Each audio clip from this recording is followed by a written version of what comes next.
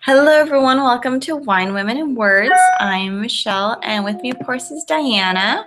Hello. And this evening is the last Thursday of the month, so that means that we have our author of the month on with us, which is Jennifer Laam. Thank you so much for joining us tonight.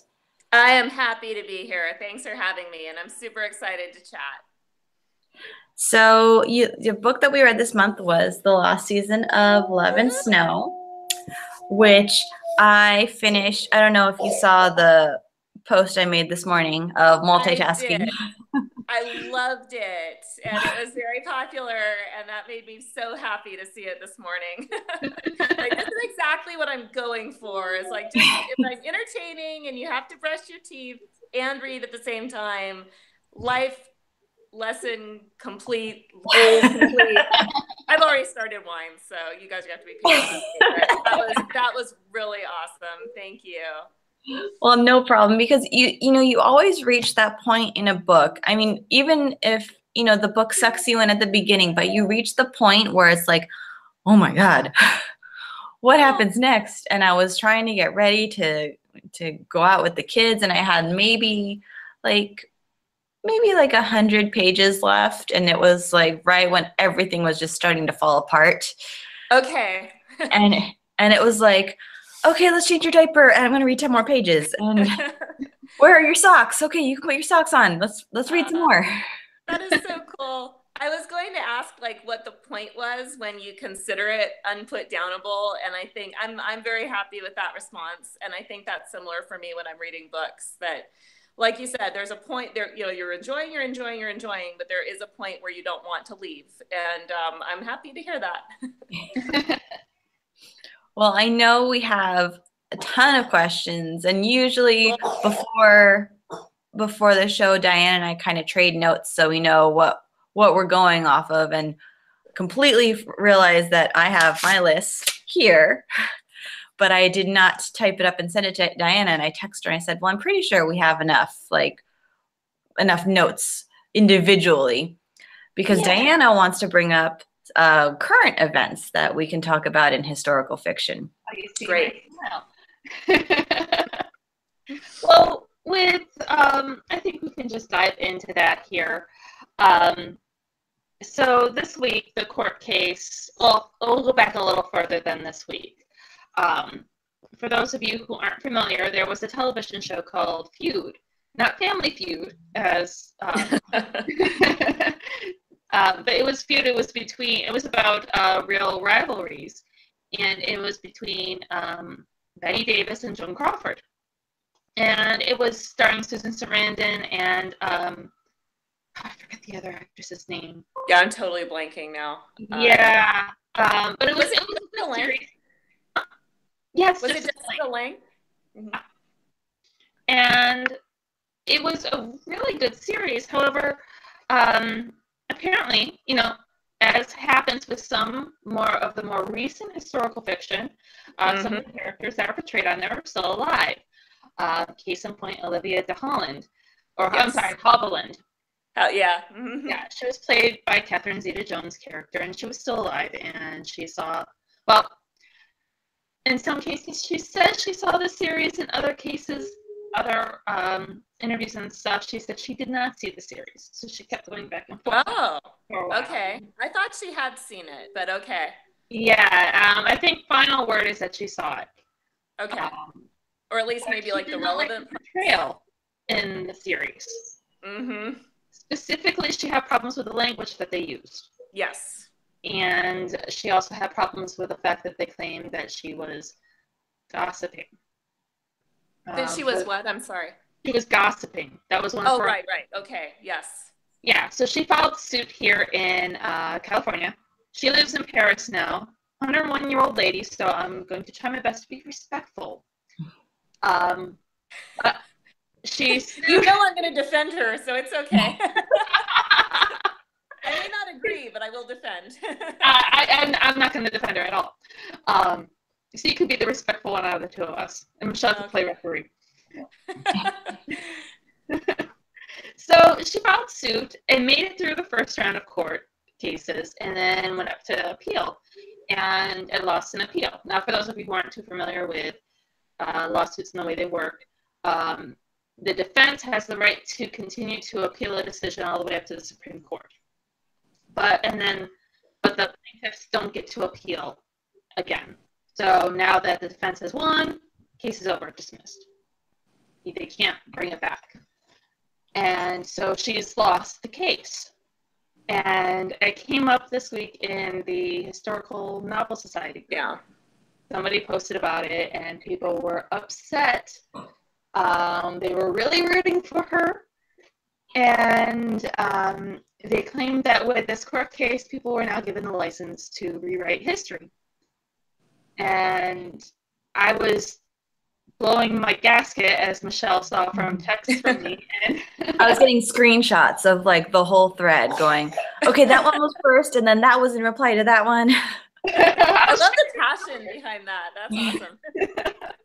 Well, this is when the legal side of my life and the artist side of my life merged together. Because, in my opinion, is in general, when it comes to historical fiction, of any historical fiction, it's a version of rewriting history. And you cannot, for a historical fiction author to be upset about something rewriting history or people rewriting history, you're in the wrong business, in my opinion. Because, I mean, looking at Lost Season of Love and Snow with Natalia, you're writing her back into the historical record. You're making people look at her in a different way, and you're putting words in her mouth that may not necessarily have been there. So, I mean, you know, this is part of historical fiction.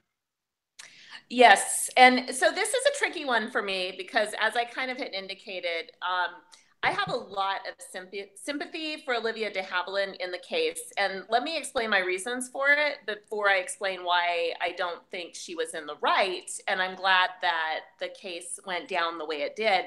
But I don't know if we're allowed to say this word, but you know, she was upset that she had been, tell me if I'm wrong, because I haven't actually seen the series, but I have some familiarity with this because I was obsessed with old Hollywood when I was little. So when Olivia de Havilland to me is Maid Marian in Errol Flynn's Robin Hood. So of course I'm going to have a soft spot for her. And she was in Gone with the Wind as well. Correct, right. Yeah. She was Melanie. She's classic Hollywood.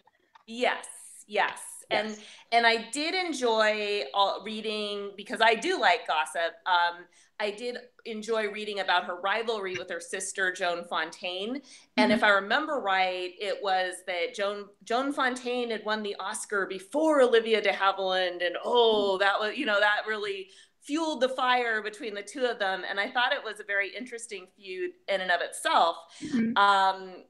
But if I'm understanding this right, so Olivia de Havilland was particularly upset that she had been depicted as calling her sister the B word, right?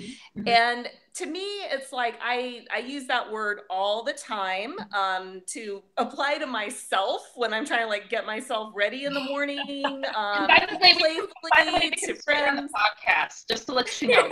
It's okay. I'm funding the children's college fund. It's okay. Okay. I was pretty sure it was, but just like in the spirit of what I'm about to say, it may make more sense. But I'm also remembering back to, and I think about my parents who are not as old as Olivia de Havilland, but are certainly not young. And they're really, really offended by vulgarity in a way that was always just really foreign to me. Like I didn't understand it at all. But after like, this is kind of going into my day job, but after attending a class where we study different generations and what appeals to different generations and what really offends different generations, so you have a better idea for when you're working together. For her generation, vulgarity was it's just really, really offensive in a way that maybe I personally can't wrap my head around. But I also think about there's just this throwaway line. I can't remember which Avengers movie it is, but somebody says Iron Man or someone says a bad word. Yeah, Civil War. Civil War, exactly what yeah, Civil War. I know exactly which one you're talking about. For those of you who are listening and watching, Jennifer and I are nerd sisters. We like yes. everything the same. I think the only thing we vary on is Game of Thrones, and that's okay because I'm one of the few people in the world who don't like Game of Thrones. But yeah, she and I, we talk nerd to each other all the time. So yes, it was more language. Yeah, and yeah, I get that. We get that when we're writing, where I've spent 15, 20 minutes just researching a word and to whether or not it was actually used during that time period. And I put my swear words to a minimum in my book. I think I've only used them twice, once when a kid dies, and then once when a character is assaulted. At those cases, vulgarity is perfectly acceptable. Yes. But does that give one license to sue for libel? No, I mean, well, again, if I understand right, you can sue anyone for anything, like, not that it's going to go anywhere, but I pretty much live my life on the principle of worrying that at some point I'm going to get sued for no reason. So I definitely don't believe it rose to the level of libel. And I certainly am happy that it's not, especially as a historical fiction author, that it's not going any further. So again, like, even though I have a lot of sympathy for her in this situation, and I'm trying to apply it to if I saw myself portrayed and doing something I considered very offensive, how would I react? So even if I can't relate to vulgarity as something that's offensive, I hope this does, are we allowed to get semi-political? Can I give my political? Well, they're both very much Democrats, and we've gotten flack for being feminists, so go ahead, be political. And I don't think this would surprise anyone that might be watching who's a reader on my end. But if I were being, not that I'm going to be, but if I were portrayed in a movie as a diehard Trump supporter, I might want to file a lawsuit for libel also. So on that level, well, I mean, that's totally understandable. Yeah, yes, I can. Yes. So if I can kind of transfer that level of, oh my God, I can't believe someone would put that kind of stain on my reputation, then I can relate. But as a historical fiction author, of course, I do take liberties with characters.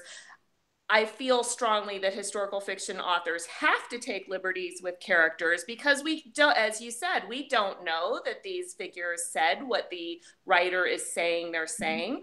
We certainly don't know that their motivation is what the author is imagining. But if we don't have some kind of forum for that, for filling in the blanks that way, we're going to lose a lot of people that were excluded from the official political record. And I feel strongly about it. Now I'm going to go on my soapbox a minute more. I feel particularly strongly about it with Natalia and Alexander because I had seen that, especially in older histories, she was portrayed in a very negative light. And I really, looking at it from the perspective of, I was going to say 2018, but this would have been 2015, as you know, took a while. When I started researching her, I could see, wait a minute, what was going on? Oh, she was flirting with the Tsar. Well, why, was she really in a position not to flirt with the Tsar? Why would that be necessarily her fault? If she was dancing with other men, was that really a criminal offense, or is that something that was expected of women?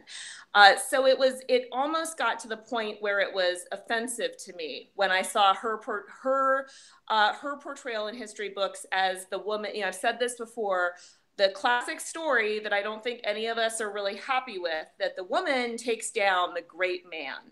And I just didn't see her story that way. And honestly, and this might be a bit controversial, but even if I were granted like a time machine and I could go back in time and she talked to me and said, oh, actually I hated Alexander. I was this. I don't even know that I would have any regrets, because I think it was time, it was overdue to tell a different side of the story. So essentially, even if I got it wrong, I think there's value in looking at the situation from a different point of view. Having said all that, I don't think I'm wrong. I think I'm right. I like your perspective on that too. And you see, the reason why I don't have much pity for Olivia, and one of the reasons why I wasn't rooting for her, was because I did find, anybody can sue for anything. And, maybe it's the paralegal and the legal training in me where I was it's a frivolous lawsuit, and it shouldn't even make it past the first round, because California has so much precedence with these issues and with these situations. And so, like you brought up a good point, well, what would I do if I was portrayed this way? Now, if I was portrayed as a Donald Trump supporter, what I would end up happening, what I would do, especially if I was in a position where Olivia's in, where she could go ahead and she could call up an agent, she'd be like, you know what, I want to tell my side of the story. As far as I know, she hasn't put out a book with her side of the story. Her sister's put out a book. Yes. Feud was based on a book where she was mentioned in. So her side of the story hasn't really fully been told. So she could go out and say, you know what, it's time for me to tell my side of the story. I'm going to get a ghostwriter. She doesn't even have to write the book herself. She could get a ghostwriter, write a book. I would do that. Sorry. Yeah, so many of us would sign up and be like, yeah, I'll do it. She could contact a producer and say, hey, I want to do a biopic about myself. Let's work together. I want to do this. And that could have been done. And she could have had her side of the story and clear the air with her side. She could have done that with a nice, well-tuned statement in the press. She didn't necessarily have to go ahead and do this lawsuit. Well, maybe she's doing that, but the lawsuit was just a way to trump up publicity. Create buzz for the biopic. Our legal system is not for the PR of the wealthy. Agreed, but I have no sympathy because of this. I have no sympathy and I have no chill. But one of the things that I pulled up when before we started the show was actually I was looking at legal casework because I'm legal precedents, because that kind of stuff interests me. And I came across a case. It was Bindrum v. Mitchell, and all of a sudden it's gone off my phone because there was a great quote, and it was actually a lawsuit, the law of libel. This is why we have entertainment law, is because of this stuff. And this is also why we have libel laws, we have what's the other, slander laws, we have defenses to it. These are constitutional laws. They've been around forever. But anyways, in this case, somebody wrote a piece of fiction and they got sued for it. And it went through California court system, which apparently all of these go through California court system. And the court and the paper states, it demonstrates that a work of fiction cannot be probed in the manner of a nonfiction piece, which it references here, with constructive consequences. A work of fiction is, after all, an invention, an emanation of, I'm trying to read this, of imagination and artistic expression deriving from complexity of thought, emotion, sensibility, and experience that comprises an author's conscious and unconscious mode of perception. That in and of itself, if I was a paralegal, that case I would have been referring to in my petitions, because that right there says Feud was a work of fiction. It was not presented as a documentary. I think even before, even before the episode, they aired an episode, this is a work of fiction, yada, yada, yada, that legal disclaimer that they always put up. Yes. Although, sorry, books I don't mean to cut you off, but can I play devil's advocate here for a small minute? Of course, because you have this evil smile on your face. Well, so by your argument is it's a complete work of fiction. It's inspired by true events, but it's a work of fiction. So how she is being portrayed should not, she really doesn't have any case to complain because it's fiction. Couldn't the same argument be applied to The Greatest Showman and how it portrayed, what is her name? Jenny Lind? Yes, thank you. And I know exactly who you're talking about. Have you seen The Greatest Showman, Jen? I have not, but I did follow a bit on Facebook. I want to say Greer McAllister had posted something that talked a bit about the actual life of Jenny Lind and compared it. And I apologize, I'm forgetting if Greer had written it or if she had reposted somebody else's. Reposted what somebody else wrote, because I shared the article because I got pretty pissed off about it. Okay, yes. So I shared that too. Okay. So I was troubled when I saw that. Yeah, I mean, I can say I don't like the depiction of Jenny. I can say that the writers did a real shit job in portraying Jenny. They created a villain when there was no need for there to be a villain. And they really changed the historical record. But was it enough to sue? No. Because the best defense for libel and slander is the truth. And the truth was, she worked for Barnum. She did go to work for him. She worked with him.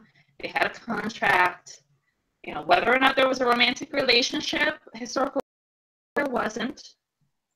But she did go work with him. And so it was enough to actually bring her in there so that it's not legally liable. But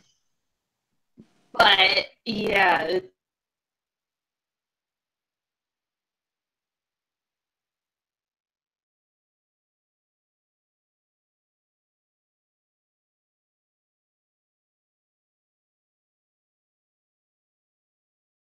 yeah, everything froze. I'm like, hello. I was like, oh no, it's kind of hard to have a show with just one person. Yeah, for a moment I'm like, I just finished a really good soapbox rant. And nobody's here to argue with me. Well, I certainly agree with the, and I don't know what just happened, so I apologize if it was on my end. But I certainly agree that the looking at it from the perspective of this is offensive maybe, but it does not rise to legal libel is certainly makes sense to me. It does make me a little feeling glad that I think I'm past any kind of legal concerns with the characters I'm portraying.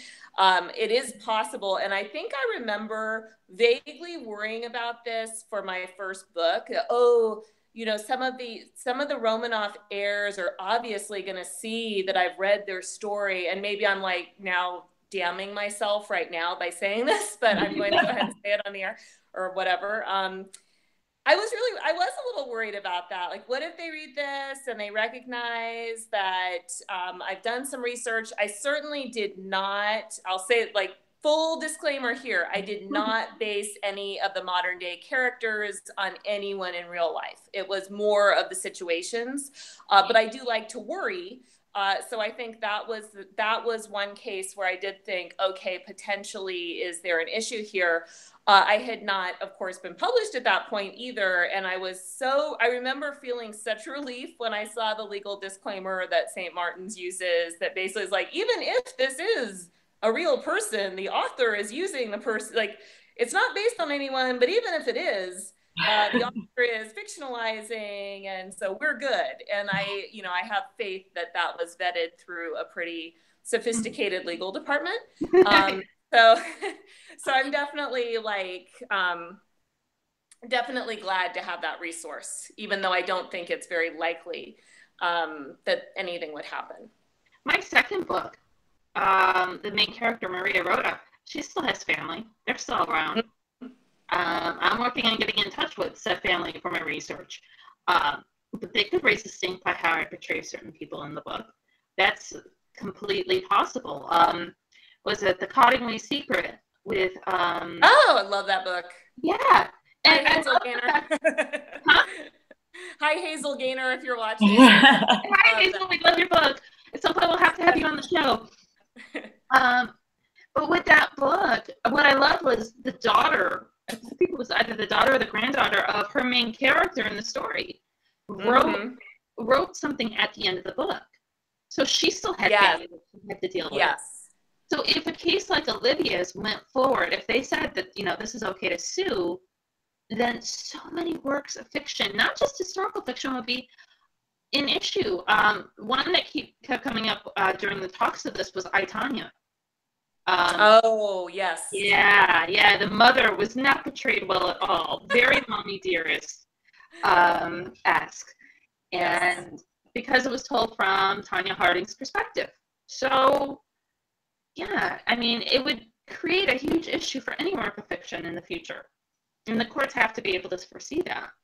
Yes. And just, again, hopefully this is obvious, but I'm going to say it for the record. Like, if there's, I do think it's clear cut. It's more of just a personal, like, oh, I get it.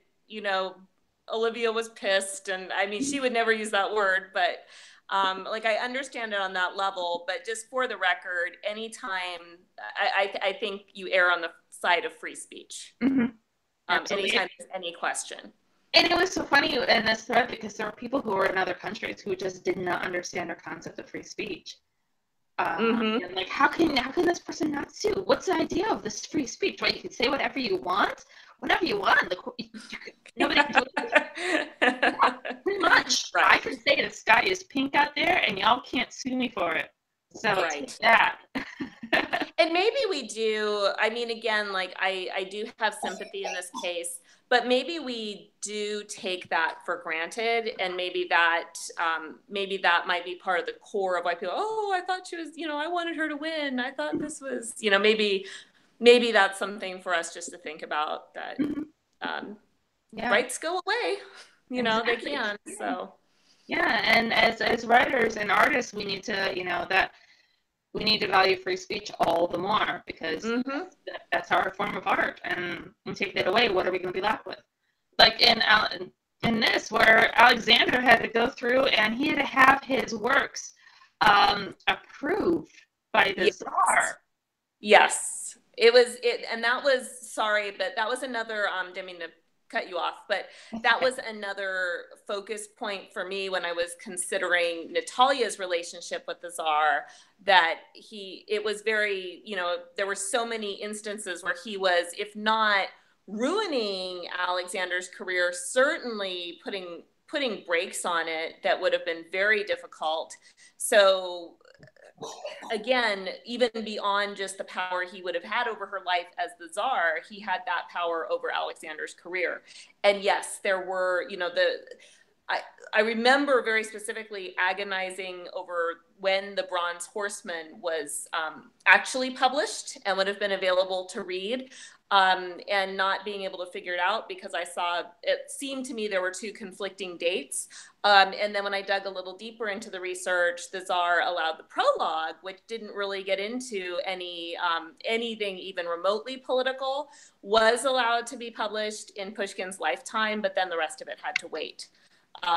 And, it's considered, if not his greatest work, certainly one of his greatest works. So yes, complete control over that. Well, I can't imagine as a writer to have the government say, "Oh, sorry, we're going to publish this section, and the rest of your hard work, we're going to put that on hold." But I just want to say, a book is good when the first thing you do when you finish it is bust out your laptop and start researching everyone. I love because it. Yeah. I didn't today because I was doing that. One character that really fascinated me was her sister, Ekaterina. Yes. And I wanted to know what happened to her after she went to France with George. And I found very little. I found that she died in 18 year. I remember it was October 15th because that's my son's birthday, but I don't remember the year. But they had like 4 kids and then she died. That's all I got. Yes. And that is, I wish I had my research so committed to memory that I could just, bounce that date out, but I can't. But I do remember that very clearly, that there just wasn't much of a trail afterward. There was a little more of a trail for George, which maybe isn't super surprising, because he was a man, and I believe he had some kind of political career later in life, so that may have also kind of tracked him a bit. But she was pretty much, yep, she had some kids and she died, and this is where she's buried. And I think that is all the more argument. So I have two things to say about her. First of all, I think that fact is all the more argument for historical fiction as a feminist statement, because it sounded a little dramatic, but there's just nothing on some of these women, and I just don't think their stories should be lost. So second part, I really love writing villains. And I mean, not villains like ha ha ha ha, but just, I mean, not that supervillains aren't cool, but I like writing antagonists. And I saw Ekaterina as one of the antagonists in this book. But at the same time, how cool, in my opinion, would it be to tell the whole story again from her point of view? Or frankly, from the other sister's point of view, because the information that I was reading on her was, oh, she must have had a crush on Pushkin because this, that, and the other. And I do kind of wonder, whenever I hear that, oh, the woman had the crush on the man, I always wonder, like, what was it? I mean, was there a romantic element? Sure, because we're all human beings, maybe. But I can't help but wonder how much of it was, here is someone who is able to do things that I can't do.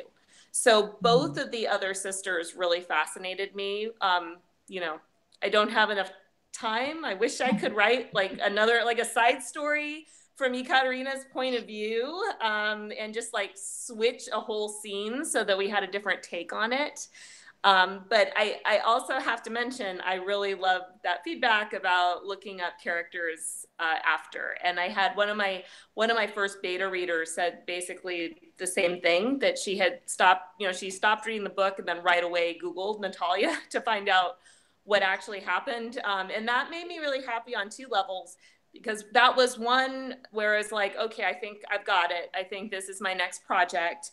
And also it clearly tells me, so I'm going to back up a little bit. So one of the arguments that I will hear from people that really want historical fiction to be as accurate as possible, and I'm not saying that we shouldn't strive for accuracy and that isn't part of the fun of historical fiction, is that you're seeing, you're entering a world that you don't know otherwise.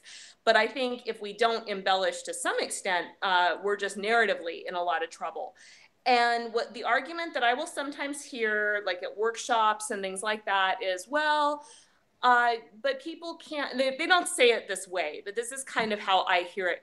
But then people think that what really happened is this, that, and the other. And I think that we need to give everyone a little more credit, because that's certainly what I do. I think the last book I very clearly remember doing that with was The Other Einstein. I like immediately looked up what actually happened with Einstein and his wife. But I knew that I shouldn't assume that what was in the book was absolutely the truth. And I think people are very capable of making that distinction. And to piggyback off of that, because I agree with you on that a lot, I think that with historical fiction, we need to hold our fellow authors and readers need to hold authors to a certain standard with our writing. Because I mean, yeah, at some point you've said yourself, at some point you just got to set the pen down and write a good story. Yeah. That's why it's fiction. That's the tricky part. Yeah. yeah, exactly. When do I set the research down and when do I write? Mm-hmm. So, I mean, we have to be able to just write a good story and take into consideration the fact that it is fiction. But at the same time, we have to have a certain standard for how close we aim for the accuracy. Because history doesn't always necessarily follow a pretty plot. Right. But, we can't make somebody something that they're not. Like in the Jenny Lynn's situation. We can't necessarily make her a villain when she's not a villain. I would argue in that case with Greatest Showman that maybe narratively the best way, if they felt, I'm not saying that was like, again, I haven't seen the movie, so I feel a little like I'm just talking out of turn, but I think theoretically, if you think narratively there had to be a villain, like we could argue about whether that was necessary or not, but let's say the creator themselves thought they needed a villain. I would assume that one option would have been to create a fictional character that could have played that role. And I haven't run into, maybe I kind of stay away from Goodreads because I'm afraid of negative reviews. They're scary. But I don't think I run into reviews that complain about fictional characters and fictionalized versions of historical figures interacting. And I think part of the reason that everyone understands that's okay is because of narrative concerns. But I think when you're talking about standards, maybe that is something we could consider a standard. Like, okay, we understand it's fiction. It's not a biography. It's not a documentary. So we're okay with adding extra characters in. But we're not okay with portraying someone completely differently than they were in real life. The only slight addition I'd make to that is that sometimes I think we do have to guess about people's motivations.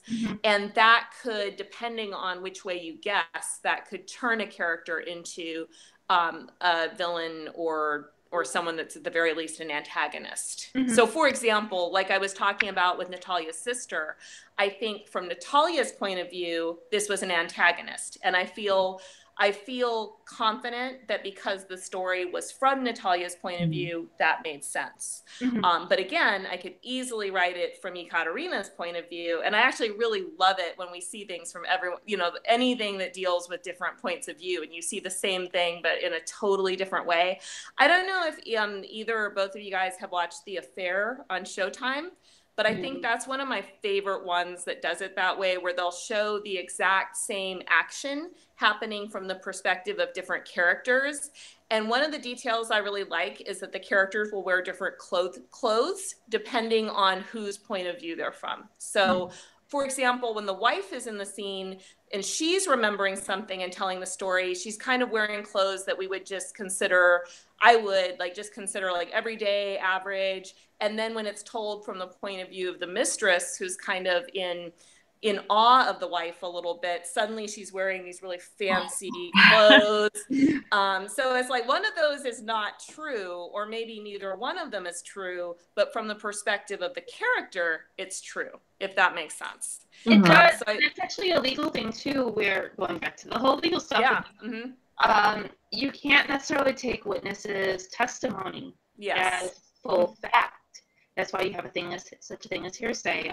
And then you also have, you have to allow for a certain amount of the testimony to be biased naturally, because we all have our own natural bias, even if it is something as simple as a traffic accident. I remember my first semester of paralegal school, standing out in the rain with umbrellas on a street corner. And I took that class. Yeah, it was a fun class. I don't think I had to stand out in the rain. I had to stand out in the rain.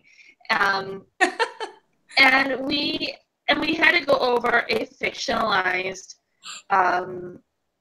scene, a car accident, and it's where somebody was suing the other person, and talk about the witness's testimony. Well, could they have really seen it from this angle? Could this have actually happened?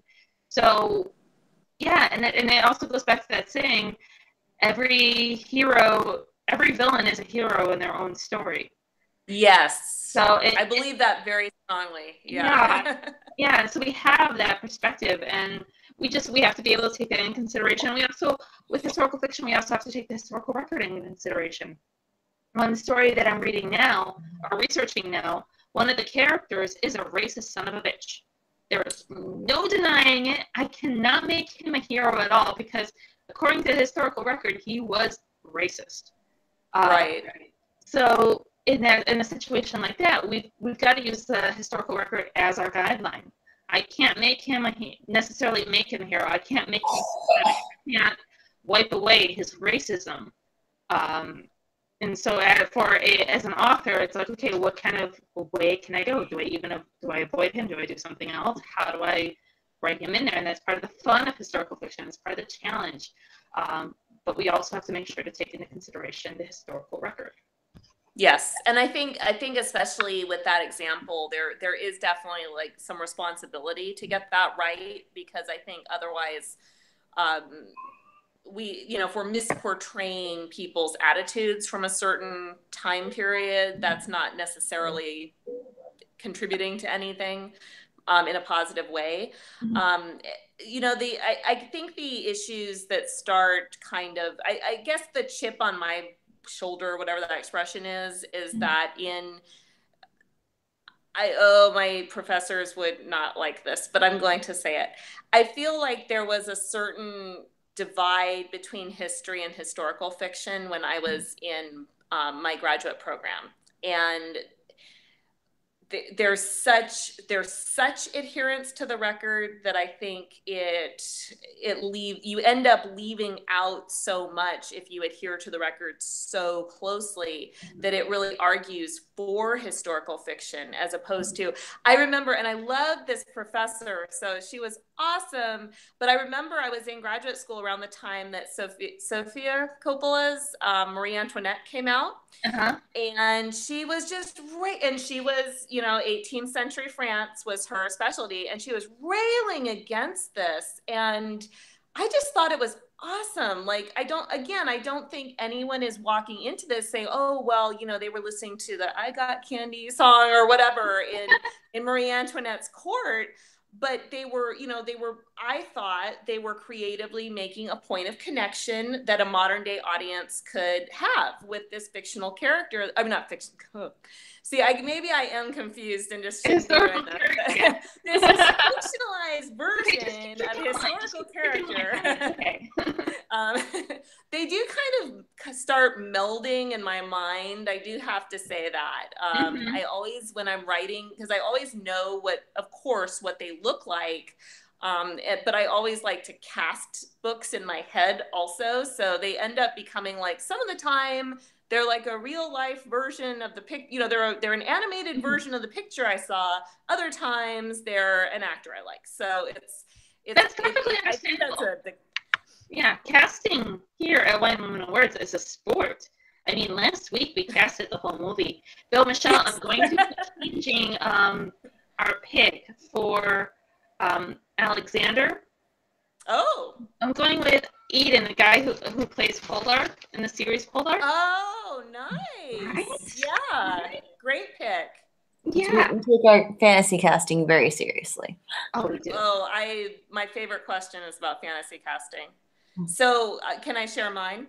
Absolutely. Of course. Yes. I don't know if anyone watches How to Get Away with Murder, but yes. Alfie Enoch. I like forgetting his Alfred Enoch. I'm forgetting is he Will on the show? Oh yeah, I think so. Yeah. There's something about him that I saw a couple of pictures of him while I was writing, and I'm just like, I think that would be my pushkin. Now the problem being, and maybe this is again where history and fiction just kind of melds in my mind, but he's much too tall and he's much too young. It's minor details. Alexander was shorter than Natalia. Was he really short in general, or? He was pretty short. It's hard for me to wrap my head around how I think people tended to be shorter. So it's when I actually read how tall they were, it's hard for me to wrap my head around. But in all the pictures I've seen, and again, I don't know how accurate those pictures are, but I would say like in the collective historical imagination version of Natalia and Alexander, she's taller. So I went with that. And I believe there is reason to believe that. I went with Poldark for mine because of the black curly hair. Yes. Also the fact that I got through most of season 2 and the character really pissed me off. To the point where I'm like, okay, I've got to step away from the show for a while because I'm just too angry at the characters. And at the same time that was happening, Alexander was pissing me off. Oh, okay. So I'm like, you know what? I'm doing that pissed you off in my head. I had so many flashbacks of reading about F. Scott Fitzgerald in Z while I was reading the Lost Season of Love and Snow. And I put it down at one point and I looked at my mom and I was like, women should never marry writers, ever. Like, and writers, it's not a good idea. And my son wholeheartedly agrees, as you can tell. Writers and drummers, girls, just stay away from them. Seriously, they're fun to play with, but don't actually commit to a writer or a drummer. So hard to stay away from, though. I don't know. It's a trade-off. That's why I said it's okay to play with them. They're okay to have a choice and enjoy.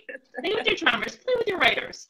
Don't marry them. And I have kind of a random question that popped into my head while I was reading. So the scene when Alexander and Natalia make their first debut in St. Petersburg, and she has the headband with the diamond in the center of her forehead. And I'm so sorry for the background noise. That kind of reminded me of the portrait that kept popping up of Natalia, where her hair is pulled up. So is that where, and that portrait, after doing research, because I always have to do my research, that was painted around the same time that event took place. Was that did you get inspiration from that, or was that actually her outfit? Were you able to find that out? I definitely use that portrait as quite a bit of inspiration.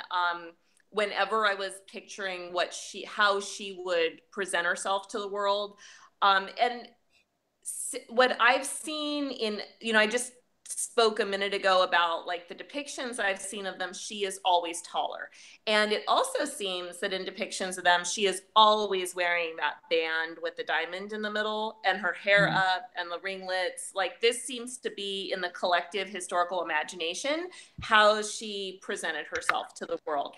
I even found an anime version of Natalia and Alexander it's so cool. Like, I'm afraid to share it for copyright reasons, and I can't find an actual copy myself, but I've seen images online, and she's portrayed the same way. At the same time, so you guys are gonna have to be patient with me because you've read the book more recently than I have. But I do remember very specifically when I was creating her look for the first time they meet in Moscow. I did include the tiara that the sisters fight over, because when Pushkin first, I hope I'm remembering this right. I thought it was the first time they met. It might have been later, but there was mention of it I can't remember if it was he had mentioned it or one of his friends that was there had mentioned it, but it was like a circlet, they described it as. And I'm assuming that in addition to the picture that the portrait that everybody's probably, well, not everybody, but that you would see if you were looking up Natalia online. I assume that in addition to that, people are when people portray her that way, they're remembering that Pushkin had mentioned that. I doubt she wore that look as often as I portrayed it in the book, but I did kind of like giving her a signature piece. Well, I loved all of the costumes that she made, and when when she first started getting into the masquerades and the balls, and she started talking a little bit about Russian folklore, she mentioned the three sisters with glass hearts.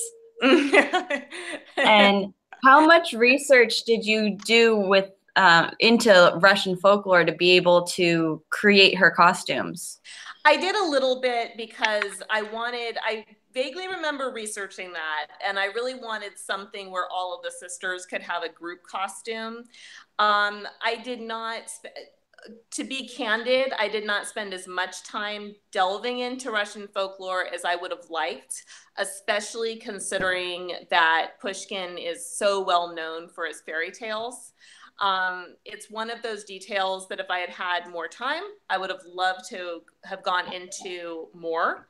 Having said that, in terms of future projects, I certainly got enough into that research that I want to go back and explore them further. I don't know exactly what that's going to look like, but it's definitely, I have like several projects running around in my head right now. Some of them have, some of them committed to paper, some not. But that is one area that I want to explore more. I'm not the only one who does that, but I have multiple projects running around in my head, and like only 4 have made it down onto paper and not like actually like fully committed to. So yay, I'm not. Yes. Yes, I think all writers do. I'm going to be moving for a second. And during I had the fussy animal after me, so I'm back. I end up with mine on my lap all the time. Michelle, you were saying? Oh, I was gonna. So when I was, what happens when I read is I realize at some point, like, oh, I have questions that I'm gonna forget if I don't write them down right now. So these are like really random, like specific questions, and I apologize for that. But they're just questions that I wrote down as I read them, and I'm really curious. Was Alexander really told that he would be brought down by a tall, fair man? Yes. Yes, I am happy to report that was based on research that he had gone to a fortune teller who told him this. Now, having said that, kind of going back to the history versus fiction, it would also not surprise me if this was a story that Alexander had created because he was suddenly having issues with a tall, fair man. But yes, that's the kind of detail that when I run across in research, I'm like, this is why I like to do historical fiction, because this works perfectly. It's foreshadowing. I could make a scene talking about this. So yes, that one I feel good about that was research and then embellishment rather than invention. Well, it worked out perfectly. And when George made his first scene, I was like, oh no. Good. It's the tall, fair man. Yes. Again, this is why we do fiction. Okay. Because we can do these things. We can, if I wanted just the straight up facts of the historical record, I would pick up a nonfiction book. But if I wanted to try to imagine how people felt, how Natalia felt, then I pick up the last season of Love and Snow. Oh. See, I put in the plug. I put in a really good plug. You should totally hire me for ads. But yeah, this is why you pick up this, because you want to know how she felt, what she thought. And this is why we have historical fiction versus, just straight up on, historical records. And yeah, if people get honest about fiction, then if you don't like it, pick up actual historical. Yes, I mean, I think I like reading both. I really love historical fiction, obviously, but I do love reading like really dense, juicy biographies as well. And for example, with this novel, if you're interested in reading more about Pushkin, there is a huge, maybe a little intimidating, but a huge biography of him by T.J. Binion that won multiple awards. I believe it was 2001 or 2002. And it's one of those great juicy biographies where you're turning the pages and finding out tidbits like the tall fair man and one of the things I really love, I would consider that like my main source for this book. I certainly used many, but that was the most recent biography of Pushkin and the most extensive. And maybe not surprisingly, it was very sympathetic to Natalia. And I think that's because it was more recent work. It was really so kind of geeking out on my graduate school stuff for a minute. I always, now after being in graduate school, I always think in terms of historiography. So what was the history of Alexander and Natalia? And it was so clear when I was doing research how her portrayal had evolved from, say, books that were written in the 1940s about Pushkin compared to some books that were written in the 90s by women, and then going into this book that I used. Just, you could see the trajectory of people that were, I think, like the pre and the post feminism world in the history. And that was very, I don't want to say it was gratifying, because it was troublesome to read the older versions, but it also made me feel like there's a reason to be doing this. This is part of moving toward a more equitable view of history, where we're not just seeing women as the, again, like, oh, she brought down the great man because she was beautiful, and that's always a problem. I don't know. Well, I mean, how great is a great man if he comes completely undone by a pretty face? Like, really? Yes. Seriously, but hey, some of these people around, I mean, a woman is supposed to dress in a burlap sack because she can give men the wrong idea. So, I mean, we still have that thought today. And we talked about that, I think, a week or two ago, where, you know, so much of it is societal pressure put on the woman. And the woman is responsible for how a man thinks and what a man does. And I'm sorry. I think that does a disservice to men in general. This is yes. feminist. I think it's very, you know, it doesn't do them justice, because I think they are creatures in and of themselves that can think and can reason, and they should be able to be responsible for their own thoughts and actions. Yes, 100%. I always feel like you know, there's plenty of selfish reasons for men to be feminist, not just in support of women. I think looking at the world from that lens is helpful to everybody. And the other thing that I may have mentioned this before, so I apologize if it's repeat, but for me, it also came down to, what was she supposed to do? If she had been cold, if she had dressed in a very conservative way when the fashion of the day was quite the opposite, if she had kept to herself, there would have been negative comments about her. And I feel like I said this in an interview, and I'm just blanking on like what the context was, but I feel like sometimes women are placed in situations where no matter what they do, they're going to be, it could be construed as the wrong thing. And I also think we receive multiple messages, and I think that Natalia was in a world where this would be especially true, where your job is to be attractive to men. Your job is to attract a husband. Your job is to be successful in society so that you can further your husband's career.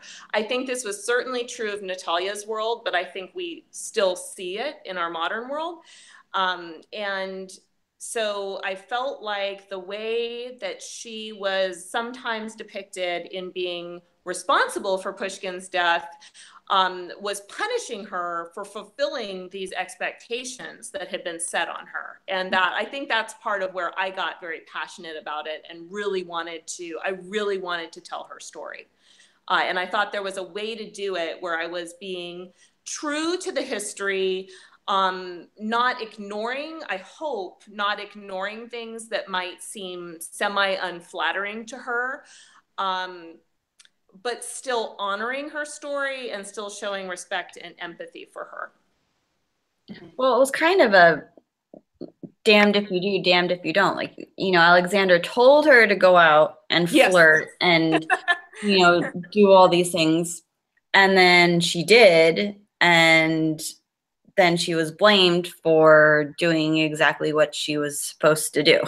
Yes. And I got a sense of that from their letters, that he was, you know, I know we're all complicated. Humans are all complicated. I was going to say men are complicated, but women are too. And I know sometimes we say things when we actually mean the opposite. But it did seem to me that their relationship, one of the things I really loved about their letters was they did strike me as, and we have his letters for the most part, so we're kind of filling in the blanks with her. But it seemed, I had read that, well, his tone with her was always that, like, he didn't engage in literary discussions with her. He was kind of condescending to her, blah, blah, blah. And I read it a little differently. I felt that they were playful.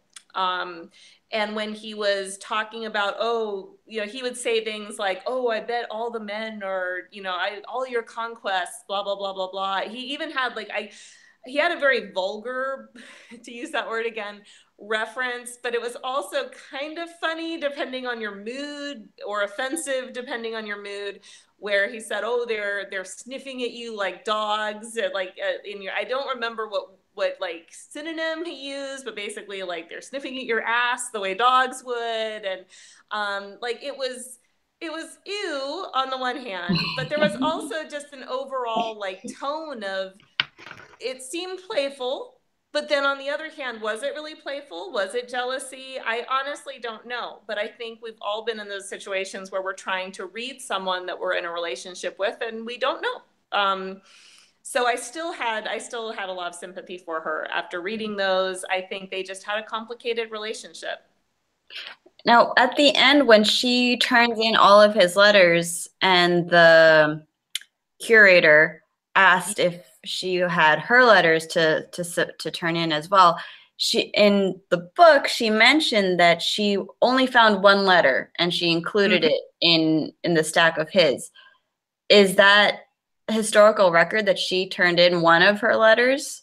Yeah, I that was based on my research, but now when I'm trying to recall what was the letter that was included, I don't think, it's not like ringing a bell in my head. I don't think there was anything particularly significant on her side. So one of the things that I found during research is that I think a lot of the difference in the portrayal between now and back in the day is that is feminism, basically. But another kind of twist on it is that there are letters between Natalia and her brothers that have been found. And they portray her in quite a different light. So the letter that was included with the Pushkin letters, I don't believe that was significant. But I did want to acknowledge that we had a little bit. And I felt like it felt realistic to me, based on reading other women's lives, that Natalia would have held back her letters because she wouldn't have thought they were as important. Like his needed to be turned over, but not hers. How she handled his legacy is a matter of controversy. Some people believe she should have done a lot more. I tried to be sympathetic, but not, I didn't want to like overplay, because there was this strong feeling in some histories that she should have done more. But I didn't think she had done some, and I didn't think it was serving her well to ignore what happened after he died. Well, I mean, she watched her husband die. She has 4 kids to take care of. She's freaking out that the Tsar is going to come sniffing around for her. So, and she's grieving. So, I mean, really, and everyone hates her for killing Russia's greatest poet. So I think, from just based on what I read in your book, I haven't done any research, but I think she handled things very well. I thought so too. I mean, I think that, and again, I was influenced by secondary research and what people that had kind of delved into things had said. But I felt like that some of the controversy about how she had handled his legacy was perhaps not. I have to share what I had read. This is strictly an interpretation, but it was that someone was fussing about it and said, like, well, I think people were just jealous that they weren't Pushkin's muse, so they wanted to portray her in a bad way. And that sounds really like like flighty, but he's such a huge figure in Russia that I think, I think she would have viewed him as this is her husband. And like you were saying, she has other concerns that she has to deal with. And she was doing a reasonable amount to preserve his writing and his legacy. But because he was such a rock star there, I think anything short of just building monuments in his honor would have been frowned on. So creating a shrine out of his office. And yes. But I mean, that's easy for us to say, much later and viewing him in a different way than someone who had actually lived with him. And also, I mean, I have not experienced this kind of personal loss, but I would imagine that it would be difficult to revisit when you lose someone that dramatically. It would be difficult to revisit their life. That would bring back a lot of emotions that maybe you couldn't cope with. So I can't help but wonder if that might have been part of it too. Like she just really, she wasn't ignoring the importance of his writing, but maybe she also needed to focus on her new life with the new husband once that began. And I'm so happy that she found another husband and that she had like a calmer, more quiet life. I wanted her to have a happy ending. Oh, that's nice. I did too. And I think for me, part of what made that, for me, it made it a happy ending in part because not that there is a set time frame on grieving, but the fact that she had waited, I think, a fairly significant amount of time. Everything I had read said she waited 7 years before she married. I remember agonizing about whether I should put 6 years later or 7 years later because I was portraying when they met. But either way, she waited. I feel like she had her grieving period. She had her passionate relationship, and she had just reached the point where she was now ready, as you say, for something calmer. And I do think that was the right move at that, or the move that was going to lead to happiness at that time in her life. Well, I mean, yeah, I think it was a good time for her too, and I think she waited quite a bit. Oh, did we lose Jennifer again? I'm coming back. Okay. Yeah, and I think the time frame that she waited was more than ample because I mean, you consider that Victorian customs was that a woman. I think you were with me, Michelle, when we went on this tour. We did the tour of the Heritage Museum, the Halloween. Oh yeah. Mm-hmm. And according to the rules of decorum during that time period, it was for women. You had to wait a minimum of 6 months before you could get remarried. No, I'm sorry, a year. A woman had to wait a year before she could get remarried, while a man had to wait 6 months before they could get remarried. And so what we were saying was, according to Victorian customs, which this is roughly right around that time frame, if I'm not mistaken. Yes. Yeah. So I was just watching, and sorry I lost you. I think my battery was low, so I plugged in. So I don't know what the background is, but it's gonna be a little different. I was just watching Victoria. I read the book and I'm watching the PBS series, and I was like, oh yeah, I remember that from it was like returning me to the research. So yes, it was that time. Yeah, women had to wait a year. Men could only had to wait 6 months, and that was because a man could not live without a woman in the household. They couldn't function more than 6 months without a woman in their household. That sounds right.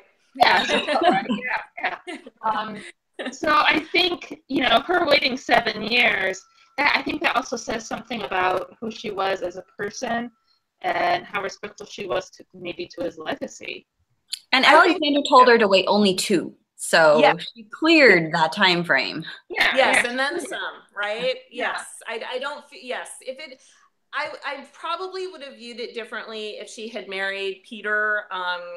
2 years and a day after Pushkin's death. They were probably like ready to go. But I really didn't get that impression.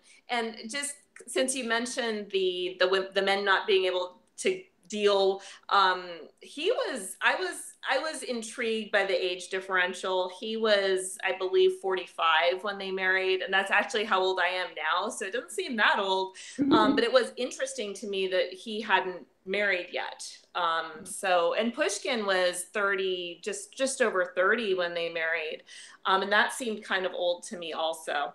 Well, I think during that time, men were older when they got married because they had to establish a household. They had to establish a career. They had to be able to afford to take care of a wife and a family. You didn't necessarily do that when you were 17, 18 years old. But that makes sense. Woman. Yeah. And I think Peter, if I remember correctly, he was like a career soldier, so he may have been kind of at the, he may not have been in a position to be in a steady household situation until that career was kind of coming to an end. So that makes sense. Yeah. Well, we probably could have done a 2-hour episode with you. I appreciate the questions. And we had a really great discussion. Thank you. It was a fun discussion. I was I was enjoying myself. Thank you. Well, I really appreciate being here. It's always fun to talk to you guys, and I really appreciate the support for my book. I love the pictures you guys take. So there's like something coming up this month in Instagram, and my editor she's like, look at our book, so many pretty pictures, and yeah, it's really cool. So I really appreciate it. Okay, thank you.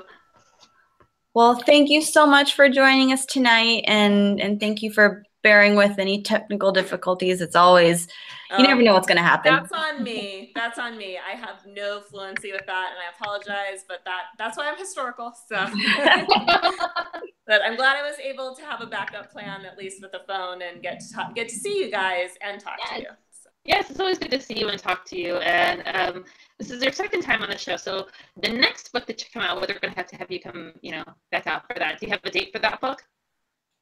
I'm not allowed yet to talk about anything, but I will certainly let you guys know when I have something coming up, and I would love to be back. I can't get it. I know we got Natalia out of you the last time, so I'm like, okay, what word scoop can we get this time?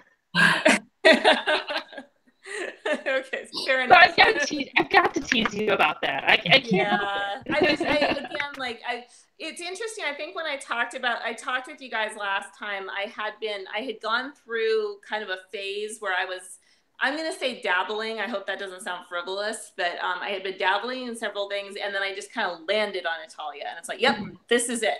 And I would say right now, I'm enthusiastic about one or two things I'm working on, but I'm not quite at the point yet where I want to say this is next. But I do feel confident from having had the experience before of like, this is it, that it's going to land there. And trust me, you guys will know as soon as I can disclose. Well, so you're still in the dabbling phase. I had hoped I would be further out of the dabbling phase than I am, but I think I have to admit to myself there's still a few things that are kind of going around my mind.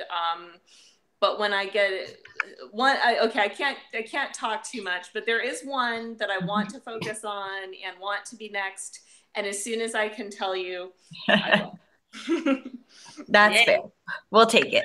We'll take that. Okay. And be sure to sign up for our newsletter. I know, Jen, you're on it, and obviously, you're on it. So sign up for the newsletter. We are going to be announcing on the newsletter first what our next book of the month is. So if you're on our newsletter, you get to hear about that one first. So you get to see who April is before anybody else. And so we plan on doing a lot of really fun things with that newsletter. So be sure to sign up for it. You can find the link in our Instagram account under our profile, on our Facebook page. Everywhere. Yeah, everywhere that we can pimp that link out, we will pimp it out. Sign up for the newsletter. So much fun stuff planned. You don't want to miss out on it. And I think that's it for tonight. Am I right? I think so. And congratulations to our giveaway winners. They were announced and notified tonight or today. Yeah, they were announced today. Kate was one, and then we had Janice, Moss for the other one. So they both won a copy of, it was Kate Rock, and then Kenton Mess. Or Janice Mess, I'm sorry. Janice Mess was the second winner. I had to name it the first time. They won each one a copy of The Lost Season of Love and Snow. So it'll be going out to them early next week. And then also we gave out a copy of the Women in the Literary Landscape. And that is going out to Katie Baker. She wants a copy of that. Yay! Awesome. All right. Well, thank you everyone for joining us, and have a good night. Good night, everyone. Bye. Night.